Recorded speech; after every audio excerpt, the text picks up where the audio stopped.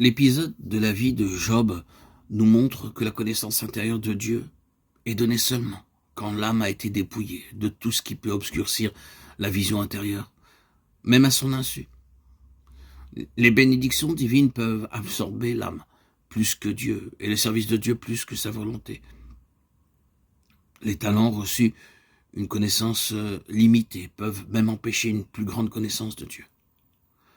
En Job, nous voyons comment les dons peuvent nous servir à nous édifier nous-mêmes, nous amener à nous considérer comme supérieurs aux autres. Mais le dépouillement de tout ce que nous nous imaginons posséder nous amène à cette expérience que, n'ayant rien, nous possédons toutes choses en celui qui est la source et le propriétaire de toutes choses. J'avais entendu parler de toi, mais maintenant mon œil t'a vu, s'écrie Job. Tandis qu'il embrasse d'un coup d'œil ce passé où il s'imaginait avoir atteint le parfait développement de la marche avec Dieu. Et de ce passé, il dit, oui, j'ai parlé, sans les comprendre, de merveilles qui me dépassent et que je ne conçois pas. Job se connaît enfin, lui et sa mesure. Il est devenu le petit enfant décrit par Eliaou, l'enfant heureux de se reposer sur le cœur du Père, heureux de savoir ce que Dieu veut et rien de plus, heureux d'être ce que le Père désire, et se réjouissant des dons et des grâces qu'il accorde aux autres habitants de sa maison. Maintenant, mon œil t'a vu.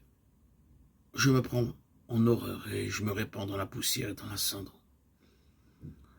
Je me prends en horreur. Une autre version rend ainsi ce passage, je prends en horreur mes paroles.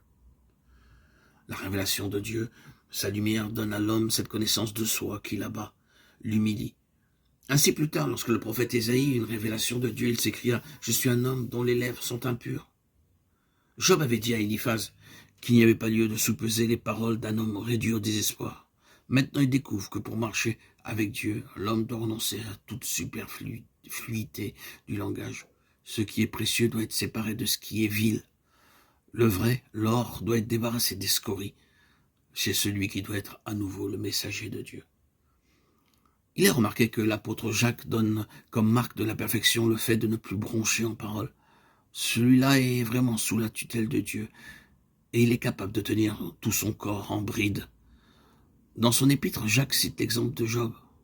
Celui-ci est probablement dans sa pensée quand il exhorte à la patience ceux qui sont dans l'épreuve.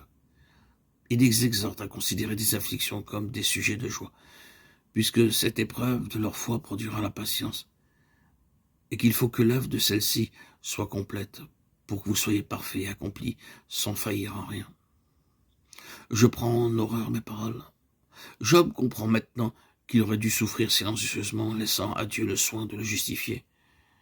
Il comprend aussi que d'avoir parlé de ses souffrances a comme augmenté le poids de celles-ci et diminué sa force de résistance, le rendant bien plus vulnérable. Il avait laissé aller sa langue, cette langue qui est un feu et qui enflamme le cours de la vie. Enflammée qu'elle est, elle mène par l'enfer, la puissance des ténèbres.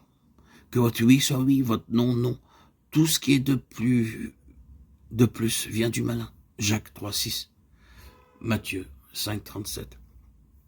Parole de désespérance, appel à la mort, sarcasme pour Tsophar, reproche amer à Bildad, protestation vis-à-vis de Dieu, supplication qui le laissait.